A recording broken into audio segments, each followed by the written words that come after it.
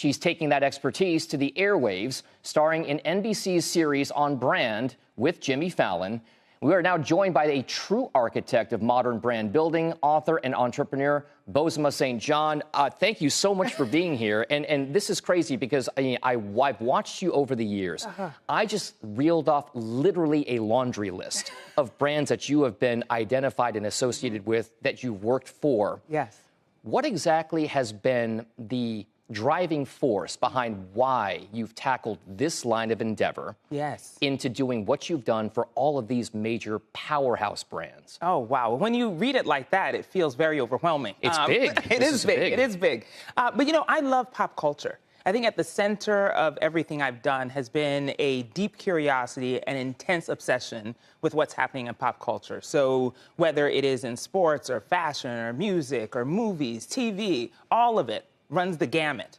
And I think every brand could benefit from really understanding what's happening in pop culture and then responding to it. So every brand deals with pop culture in either very different or nuanced ways. That's right. So when you're talking about brands like Apple to Uber to Netflix to PepsiCo, some of them have commonalities and some of them have marked differences. Yes. What exactly separates those differences and similarities for a person who's worked across all of those different types of brands? Well, the similarities are that each of those companies and brands have to operate within the relevant time.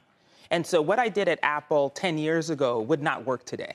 Or what I did at Uber 8 years ago would not work today.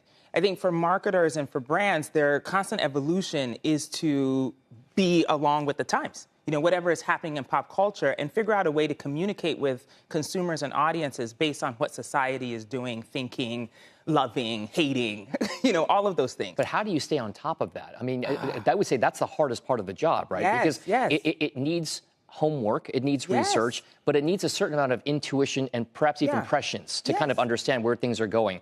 How do you get that? So all the CMOs and aspiring marketing execs out there, what exactly would the advice be to be how you get to that level of knowledge? Yes. Well, I mean, look, it is practiced. It's very much a research job, meaning that you have to constantly be engaged in what's happening in pop culture. I find it very much like any specialized field where you have to stay sharp in your expertise. So I would expect for a plastic surgeon to continue practice on various patients in order to get better at their craft. And that's the way you do it in marketing as well, except for the fact that you are paying attention to a very wide range of topics to really understand what's happening in the market. In this current business environment right now, as you look across the various brands that are out there, what do you think has been the one that stood out the most to you in a positive way? Yes. That they've really done it right? Right. Well, you know what? I think consistency is really key. I mean, I could point to Nike, which is a company that I have long admired in terms of how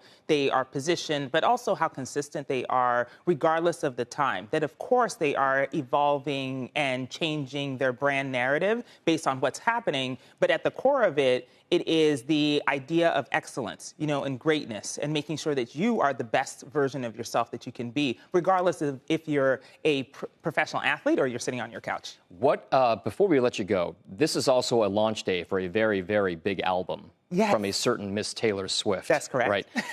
She has done it right. I mean, I don't think many people can argue with it. She's done it right. Yes. What exactly has been, in your opinion, the biggest force behind why she can launch an album on vinyl the way she has done today and have it just resonate as much as it can in pop culture? Well, I've had the pleasure of working with Miss Taylor Swift when I was at Apple Music. She helped launch the brand, and so I know what it is like to work with someone who has perfectionism at the center of her own brand. And so even though she's relatable, even though she loves her audience and makes sure that she is engaging the Swifties, she's also evolving as she matures and grows. And so this album is markedly different from others in that she's talking about a different version of her relationships and how she is approaching womanhood. And I do respect that very much.